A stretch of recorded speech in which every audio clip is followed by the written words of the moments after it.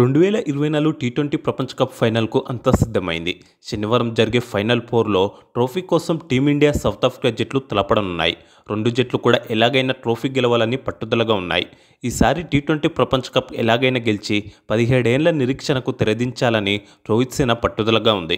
అప్పుడెప్పుడో 2007లో ఆరంభ టీ20 ప్రపంచ కప్ ట్రోఫీని గెలిచిన భారత జట్టు మరోసారి ఆ లక్ష్యాన్ని అందుకోలేకపోయింది.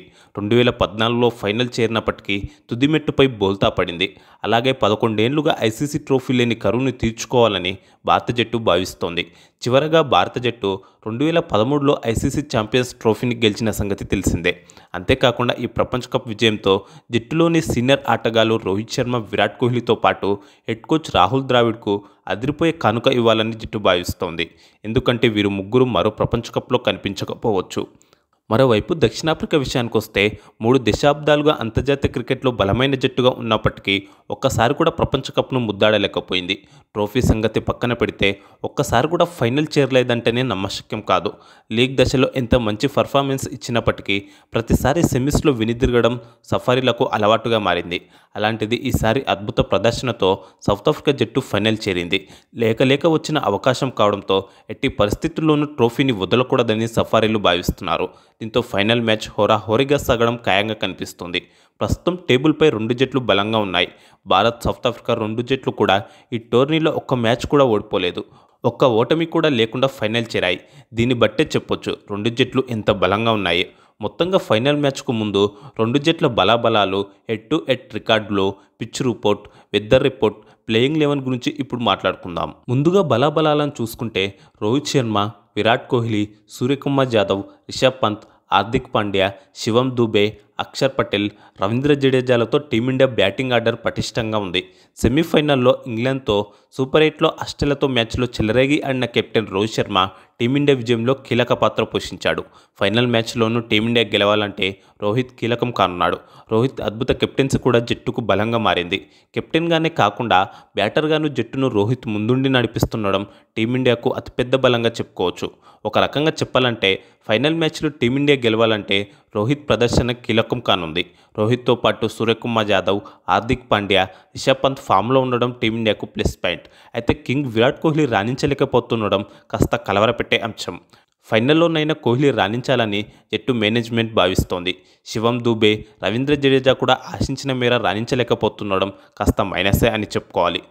పేస్ కోటాలో జస్ప్రీత్ బుమ్రా, హర్షదీప్ సింగ్ అదరగొడుతుండడం జట్టుకు అతిపెద్ద బలం. ప్రధానంగా బుమ్రా ఉన్నంత వరకు టీమిండియాకు భయం లేదనే చెప్పుకోవాలి. ఇక స్పిన్ కోటాలో కుల్దీప్ యాదవ్, అక్షర్ పటేల్ దుమ్ము లేపుతున్నారు.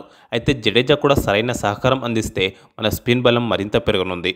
మన జట్టులో హార్దిక్ పాండ్యా, రవీంద్ర జడేజా, అక్షర్ పటేల్ రూపంలో ముగ్గురు ప్రధాన ఆల్రౌండర్లు ఉండడం సానుకూల అంశం. ముఖ్యంగా హార్దిక్ పాండ్యా అదరగొడుతున్నాడు. శివం దుబే కూడా బౌలింగ్ చేయగలడు. ఇక సౌత్ ఆఫ్రికా విషయానికి వస్తే Quinton de Kock, Hendricks, Aiden Markram, Tristan Stubbs, Heinrich Klaasen, David మిల్లర్తో ఆ జట్టు బ్యాటింగ్ బలంగా కనిపిస్తుంది. అయితే కెప్టెన్ మాక్రమ్ బ్యాటింగ్లో స్థాయికి తగ్గ ప్రదర్శన ఇవ్వలేకపోతున్నాడు. ఓపెనర్ క్వింటన్ డికాక్ మంచి ఫామ్లో ఉన్నాడు. మిగతా బ్యాటర్లు కీలక సమయంలో రాణిస్తున్నారు. ఆల్రౌండర్ మార్కస్ జాన్సన్ సత్తా చాటుతున్నాడు.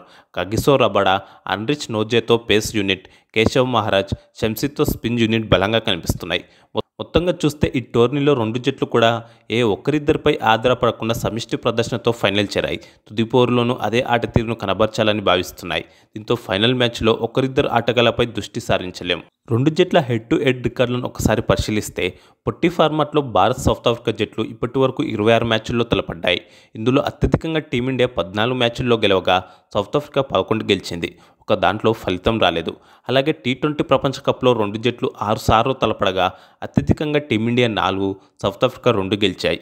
ఈ రికార్డులో టీమిండియాకు ఆత్మవిశ్వాసం కలిగించనున్నాయి. ఇక ఫైనల్ మ్యాచ్ జరిగే బార్బడోస్లోని కెన్సింగ్టన్ ఓవల్ పిచ్ రిపోర్ట్ విషయానికి వస్తే ఈ పిచ్ బ్యాటింగ్కు అనుకూలంగా ఉంటుంది. ఈ పిచ్ పైన వెస్టిండీస్ 224 పరుగుల భారీ స్కోర్ చేసింది. అలాగే యూఎస్ఏ విసిరిన 116 పరుగుల లక్ష్యాన్ని ఇంగ్లాండ్ జట్టు సునాయాసంగా 10 ఓవర్లలోనే ఛేదించింది. ఒక్క వికెట్ కూడా కోల్పోలేదు.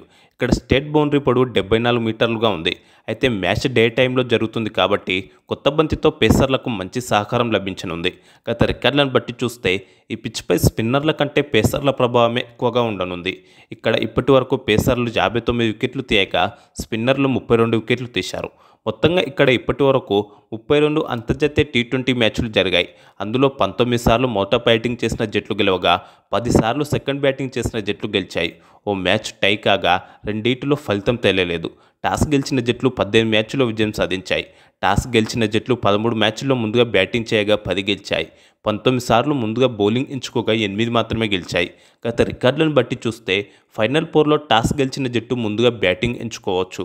ఈ పిచ్పై అత్యధిక స్కోర్ 224 పరుగులు కాగా అత్యల్ప స్కోర్ 80గా ఉంది. మొదటి ఇన్నింగ్స్ సగటు స్కోర్ 159 పరుగులుగా ఉంది. ఇక వెదర్ రిపోర్ట్ విషయానికి వస్తే సెమీఫైనల్ 2కు మాదిరిగానే ఈ ఫైనల్ మ్యాచ్కు కూడా వర్షం నుంచి ముంపు పొంచి ఉంది. స్థానిక వాతావరణ నివేదిక ప్రకారం మ్యాచ్ జరిగే సమయంలో వర్షం పడే అవకాశాలు ఏకంగా 72% ఉండడం గమనార్హం. అయితే ఫైనల్ మ్యాచ్కు 190 నిమిషాల అదనపు సమయం ఉంది. అయినా శనివారం మ్యాచ్ నిర్వహణ సాధ్యం కాకపోతే ఆదివారం రిజర్వ్ డే కూడా ఉంది. అయినప్పటికీ రిజర్వ్ డే రోజు సైతం ఓవర్లో కుదించి కూడా మ్యాచ్ సాధ్యం కాకపోతే ఫైనల్ పోరు రద్దవుతుంది. భారత్, సౌత్ ఆఫ్రికా 2 జట్లను ప్రపంచ కప్ విజేతలుగా ప్రకటిస్తారు. నాకు తెలిసి మ్యాచ్ మొత్తం రద్దు కాకపోవచ్చు. వర్షం వస్తే అదనపు సమయంతో పాటు రిజర్వ్ డే కూడా ఉంది కాబట్టి మ్యాచ్ నిర్వహణ సాధ్యపడవచ్చు. మనమైతే పూర్తి మ్యాచ్ జరిగి టీమిండియా విజయం సాధించాలని కోరుకుందాం. ఇక చివరగా 2 జట్ల ప్లేయింగ్ 11ల విషయానికి వస్తే 2 జట్లు కూడా తమ తుది జట్లలో ఎలాంటి మార్పులు చేయకపోవచ్చు.